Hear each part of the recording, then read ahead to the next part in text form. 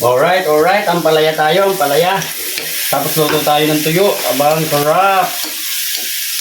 Ang palaya muna. Bago tuyo naman. Match to match. Para sa tanghalian, abay, kagigising lang natin eh.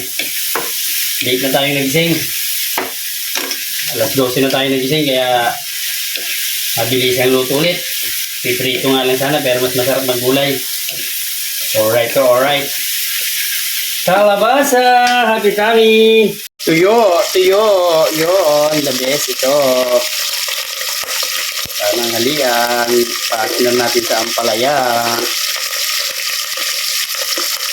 Masarap-sarap ang ating ulam ngayon. Yan o, ampalaya at tuyo. The best. Okay na. The best na ito.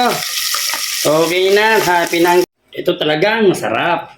Diba? Ha? Tuyo. The best to. Para tayo.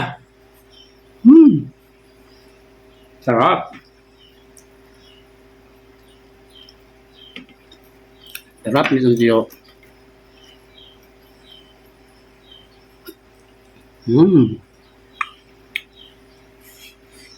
Happy tummy.